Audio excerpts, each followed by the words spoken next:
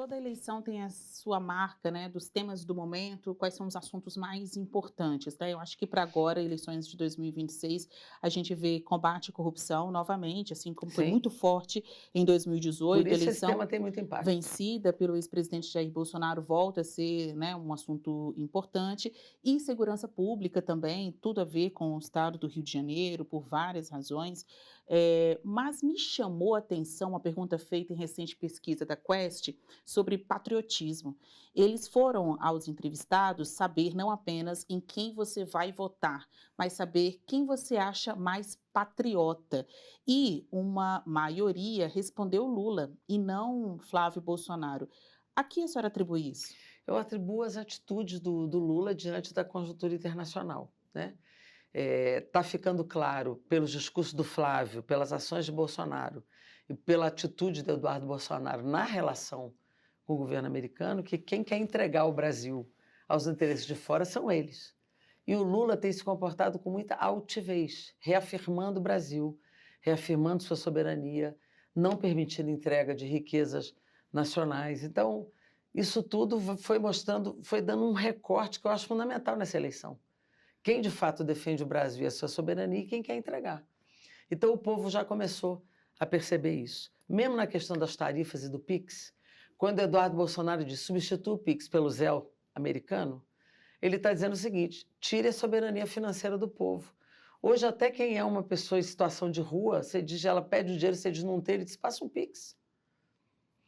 O pipoqueiro cobra com PIX, né? Porque é um sistema inovador, é o melhor do mundo, não tem taxa e todo mundo transita pelo PIX com muita facilidade, não é?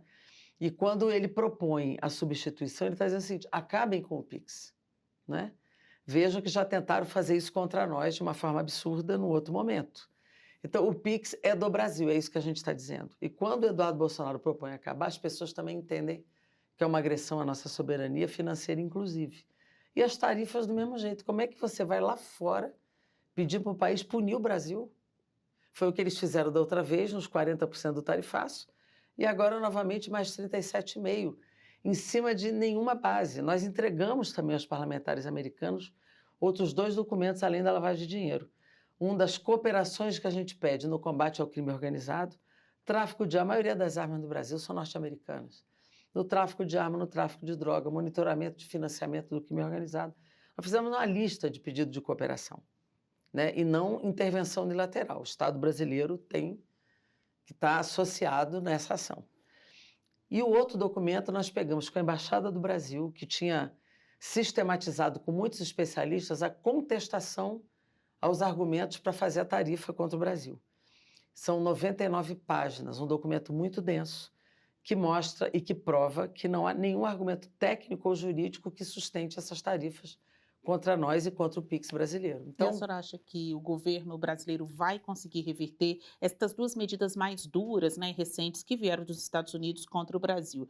Primeiro, a classificação de grupos criminosos em terroristas. A gente chama de medida dura, é claro que quanto mais rigor no combate ao crime organizado, sim, melhor, mas na hora que toma uma decisão unilateral, isso está sendo entendido como uma afronta à soberania do Brasil e ainda há certa falta de exatidão, né, sobre o alcance dessa medida, do que a sim, gente está falando de dos verdade. riscos. Então, a minha pergunta é, na sua avaliação, o governo brasileiro vai conseguir reverter estas decisões dos Estados Unidos? Uma de classificar grupos criminosos de terroristas e a outra essa super tarifa, super tributos contra os produtos brasileiros. E se sim, deputada, antes das eleições? Queria fazer só um adendo. Ainda nessa parte da classificação como grupos terroristas, se você ouviu lá dos parlamentares dos Estados Unidos, que de fato há um perigo para o Brasil no sentido de uma intervenção americana aqui no território nacional. Olha, sobre os dois assuntos, quando conversamos, sobre os três assuntos, eles ficaram muito assustados com a questão Vorcaro, família Bolsonaro, eles não dominavam esses dados. E a gente levou muitos insumos para eles, muitos dados. E agora nós estamos mandando os recibos, nós estamos completando a informação, provando a nossa informação. Com que periodicidade vocês têm conversado? São e-mails, Não, são nós chegamos de mensagens? lá sábado e nós já estamos encaminhando agora novamente os recibos, né? Continuamos a nutrir as informações para ver as atitudes que eles podem tomar. Mas nos dois casos, tanto da tarifa como na classificação de organização terrorista, eles estão muito assustados com isso, porque eles estão vendo o governo Trump que está fazendo a partir dessas coisas com a Venezuela. Aquelas explosões de barcos no Caribe era com esse argumento, que eram terroristas ligados ao narcotráfico. Então, o alcance disso é muito abrangente. Quando eu classifico, primeiro eu impeço que alguns países investam no Brasil, porque tem países que são impedidos de investir se tiver terrorismo, né? E nós estamos longe disso. O crime organizado precisa do Estado, o terrorismo é contra o Estado. São diferenças. Olhe para o Rio de Janeiro, né? Talvez a gente vá conversar sobre isso aqui. Talvez não, com certeza. Então, a ocupação do crime nos poderes constituídos é uma das formas deles se nutrirem e nutrirem o crime organizado. Então, além de serem coisas diferentes, hoje, se eu faço uma cooperação no combate ao crime organizado, atua Polícia Federal e FBI. Se eu passo para a organização terrorista, isso vai para a CIA. E aí nós não temos mais informação do que eles podem fazer e qual é a abrangência das ações. Pode explodir aqui alguma bomba? Pode. Pode mandar a Força Armada Americana para cá? Pode. Pode intervir sem nenhuma satisfação ao governo brasileiro? Pode. Então, isso é um risco muito grande. Essa avaliação a senhora tem do que foi conversado lá? Isso já é uma visão das suas articulações aqui no Brasil, da experiência que a senhora tem? Porque há esta dúvida sobre a classificação, terá quais efeitos aqui no Brasil. Tem gente dizendo que é só uma medida administrativa, que só muda as regras para dentro dos Estados Unidos, sem risco de tropas militares americanas desembarcarem aqui no Brasil. E tem outras pessoas já trabalhando com a hipótese de ações clandestinas, paralelas em solo brasileiro. Na sua avaliação, há risco dos Estados Unidos promoverem ações militares aqui no Brasil? Eu acho que é mais a segunda opção, de fazerem coisas que a gente não tem nenhum controle, num paralelo, sem informação ao Estado brasileiro. A extrema-direita aqui tenta o tempo todo aprovar esse mesmo projeto, classificando as organizações criminosas como organizações terroristas, até para legitimar e possibilitar essa ação americana mais aberta e mais abrangente. Eu não acho que eles fariam isso agora, tá? Mas eu acho que eles podem fazer de outro jeito. De qualquer maneira, é um risco para nós e nós não podemos aceitar. O que a gente pede é cooperação para combater com rigor o crime organizado.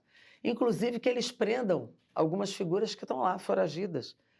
Ricardo Magro, escândalo Refit, PCC, combustível. Está lá, por que não prendem? Há controvérsias, ele está foragido, já esteve muito tempo em Miami, mas agora parece que nem está mais lá. Pois é, mas tem gente que por diz que que não é prenderam Portugal, antes, Espanha, enquanto ele estava mas, de lá? fato, morou muitos O anos lá. Ramagem está lá. Caçado, condenado, não fazem nada. Então, assim, é essa cooperação que a gente quer, que eles nos ajudem no combate a esse crime organizado, medindo e monitorando e confrontando outras ações. Nós não queremos que façam nada aqui sem que nós tenhamos conhecimento. Essa é a nossa preocupação. Então, a senhora acha que o endurecimento dos Estados Unidos, e claro, após estas conversas, articulações feitas pela direita brasileira, pode desaguar em novos pedidos, reforço de pedidos do Brasil para que estas pessoas que são ou investigadas ou condenadas por diversos crimes, não apenas, não tem só crime organizado, né? Sim, o Ramagem claro. mesmo não tem crime organizado, ele que é ex-diretor da BIM, a questão ali foi pela tentativa de golpe no país. Sim. A senhora acha, então, que o endurecimento dessa medida dos Estados Unidos sobre os grupos criminosos aqui no Brasil, o que está sendo entendido uma afronta à soberania, pode ter um efeito colateral? O Brasil, então, reforçar os pedidos para que estas pessoas investigadas, condenadas aqui, voltem para cá? Eu não tenho dúvida. Eu acho que o Brasil vai reforçar a ideia da cooperação, que ele já está pedindo e nós já levamos também. O Ministério da Justiça faz isso, a Polícia Federal faz isso, o próprio presidente Lula fez isso com o Trump. Ele apresentou essa lista de cooperação ao Trump, que nós reforçamos na ida agora ao Congresso americano.